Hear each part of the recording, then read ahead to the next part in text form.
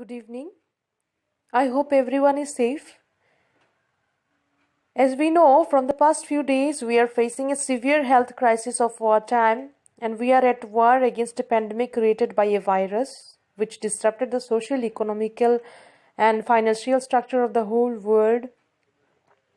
A disruption that has brought great grief to some, financial difficulties to the poorer sections and villagers, and an enormous change in our daily lives. But we must stay united in this difficult time and support the governmental decisions that has been taken for our greater good, and also support and thank the health workers, police and others who are working restlessly, selflessly in war against this pandemic for us. We must take step and make a place to maintain social distancing to save the vulnerables. So I must say that we should stay at home and stay safe.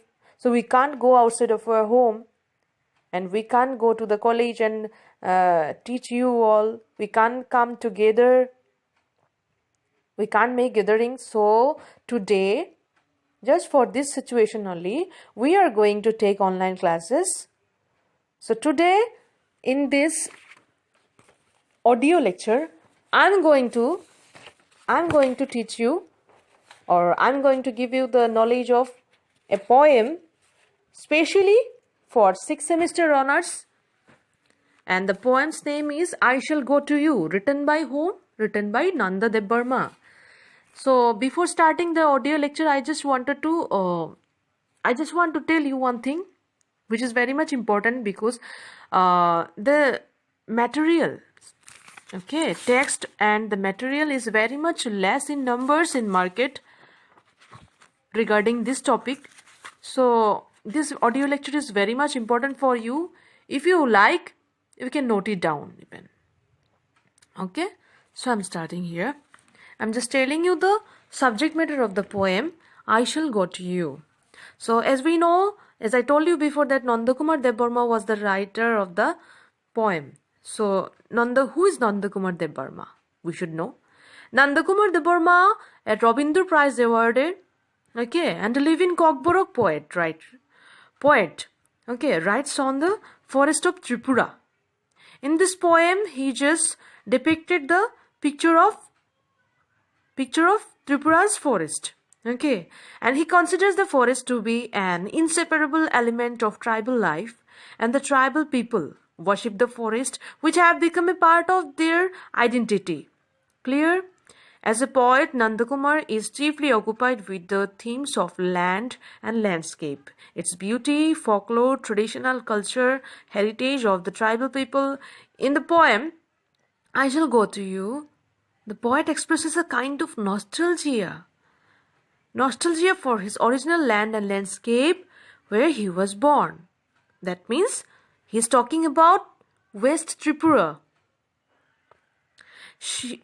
Actually, he also presents the importance of forest and emotional relationship between nature and man. As we are also the inhabitants of Tripura, we can relate to it, this poem. Okay, and the underlying relationship between the natives, Jumias of the land, and the soil under their facet is beautifully spoken by the poet in this poem. Clear? As a poet, Nandakumar is romantic by temperament. The lines of the poem I Shall Go to You are the expressions of lyrical intensity which have a close affinity with Tagore's quality. Okay? And the poet feels a great charm for his land and landscape. He is actually ready to go to that land in the calm and quiet atmosphere of the evening.